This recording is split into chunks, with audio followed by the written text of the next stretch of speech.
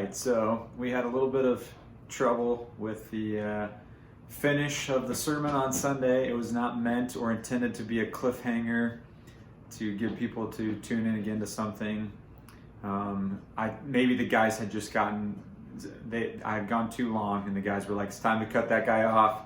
Let's shut it down back there." But no, the guy said that there was a little computer crash, and so we lost the last, I don't know, maybe 10 minutes. So I had several people reach out and just ask if there was a way just to communicate the wrap up, and this is maybe not the most normal or conventional, but then we've done a lot of different things over the last year, so I just figured I'll roll it, fill in for those who were interested the last just couple minutes. And I know it cut off right when I was walking through this illustration. So to get us back in the frame of finishing where we were on Sunday yesterday, just wanted to kind of illustrate what this looks like in our lives when we all of a sudden succumb to the bondage of the desires of our flesh. We want to see these, they become in control of our lives, and we start doing things that maybe we otherwise would not.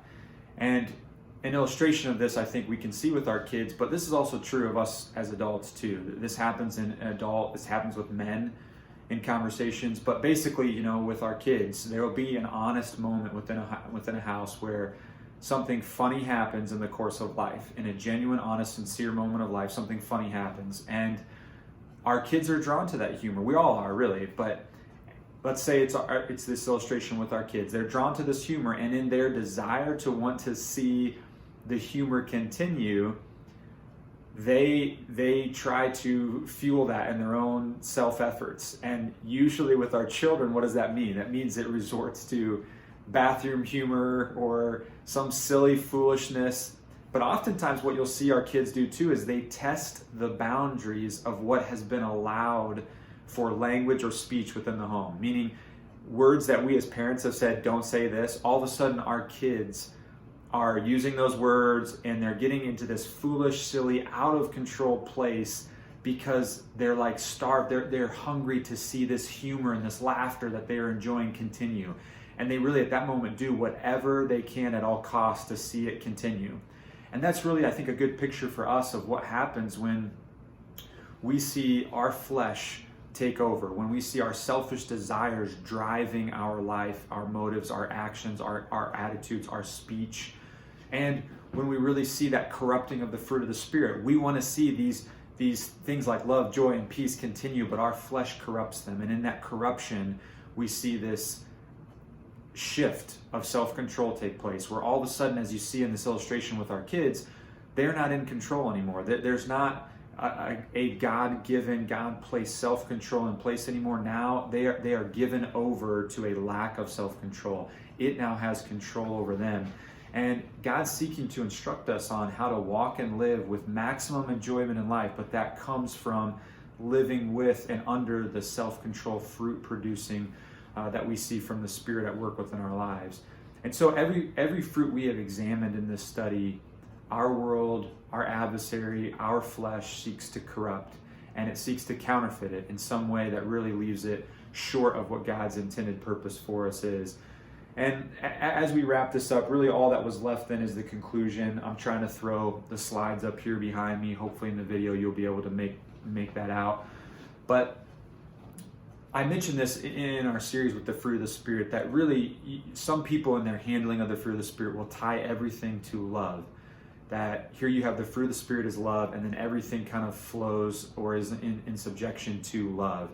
I didn't choose to present it that way to us, but I think you can make the case for that biblically, and there's a lot of support for that. And so as we close and finish with our last fruit of the Spirit here with self-control, I do want to make that tie for us.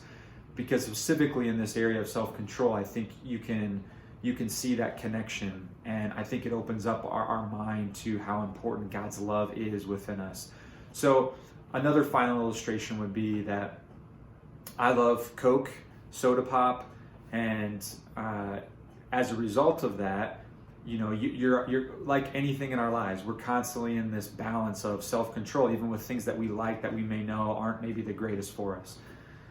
But let's say I had a doctor's visit this this week, and I'm at the doctor's office, and the doctor says to me, "Hey, Jordan, this is actually very serious. You will not live to your 40s if you continue to drink pop."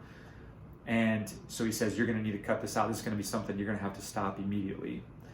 Well, for me, something that I have enjoyed in my life, and you already try to have this measure of self-control in it, now all of a sudden, because of a motivation of love for my kids, my family, others wanting to be around, and those types of things, all of a sudden this love that would motivate in my heart creates this desire, this ability to enact and live in self-control. All of a sudden now, what I couldn't do because of a love of self, I had a lack of self-control. Now, because of a love of others, there's this motivation for a love of my family. Self-control enters the picture, and my self-control is motivated by love.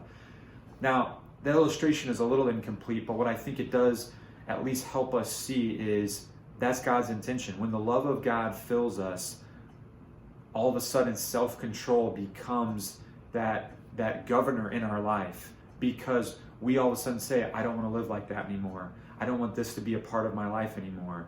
And so the love of God that fills us, and we talked about this last Wednesday too, that love of God that fills us now also motivates us. It is that power within our lives and that enacts itself and carries it out in ways that involve self-control. We make decisions in our life that say, "I don't want to do this anymore. I don't want to live like this anymore." And it's motivated from this pure motivation of God's love at work within our hearts. God's love becomes a motivation for our self-control. Self-control becomes the victory of love at work in our heart and life. And you see up there that it says a love of self drives our lack of self-control. Our love for God drives a life of self-control. And I think that's a good summary of a way to put it for us. But a couple final verses that I want us to see too in relation to this, that Romans 8:7 says, "Because the carnal mind is enmity against God, for it is not subject to the law of God, nor indeed can it be." And James 4:4 says, "Do you not know that friendship with the world is enmity with God?" And both of those are really communicating to us that what we already know from God's word, that you can't serve two masters. You can't have this love of self at work in our heart and life, and then also a love of God. And so what that is really showing for us is the diverging of two roads. That if we love ourselves, we lack self-control. We do whatever we can to follow after the passions and desires of ourselves. But if we are motivated by this love of God, self-control enters the picture, and we have that desire, that power within us that is enabling us to crucify ourselves, meaning crucify our fleshly desires, and put those things to death. And that changes then what we do and how we live. And that's really what we're seeing pictured, and what Scripture is showing us by saying, look, you can't, if our desires are pursuing us after a friendship, after a love for the things of this world, then it's going to alienate us. It's going to separate us from the love of God being present in our heart and in our life. And that's kind of the final picture I wanted us to see in relation to self-control specifically, because all of a sudden that does change. That provides a God-oriented, God-centered, biblical frame of change in our life. And so often we see people talking about change, and they think, I could never give that up. I could never live the way you're living. It's asking too much. It seems like it's a conformity to a lifestyle that I enjoy too much. That is really drawing attention to this center of faith. In our faith, God's not asking us to do something out of our own self-effort that He realizes we cannot do. Just as it is in keeping the law, we can't self-effort motivate ourselves to make all of these changes. And so God's saying, let my love fill you. Let the fruit of my Spirit fill your life in a way that brings about change. And that's where you see self-control being connected to that. And the final summary that I would give, G. Campbell Morgan summarizes this extremely well, and drawing that connection of the fruit of the Spirit and tying it all back to love. And G. Campbell Morgan's quote basically says, he says, if you have love, you have all of these things. He says, joy is love's consciousness. Peace is love's confidence. Long-suffering is love's habit. Kindness is the activity of love. Goodness is the quality of love. Faithfulness is the quantity of our love. Meekness is the tone of love, and self-control is the victory of love.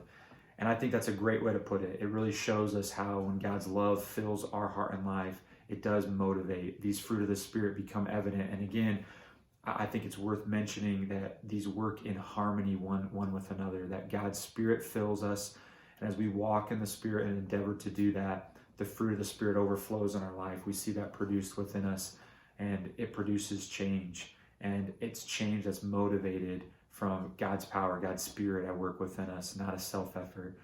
So as we wrap up, our study in the fruit of the Spirit, we'll probably take one more week here to kind of put a finality on these final verses of Galatians 5 and put the scope of things together, because I really do think it's important for us to see it, review a couple things, but see it within the context of Galatians chapter 5 as a whole. So I know it's a little bit of a unique way to finish, but if this is helpful, I had several people reach out, and I just wanted to at least provide something that gave you those final illustrations and pictures. Probably not as clean as it was on Sunday, but hopefully that's a help. And I appreciate people reaching out and having patience through this, and very thankful for the sound guys. It was not their fault. Really appreciate Luke and Josh. I kind of saw some scurrying around back there and knew something must be up, but you just keep going through it and finishing it, and then found out that we lost the audio as well in that final. So anyway, we're praying for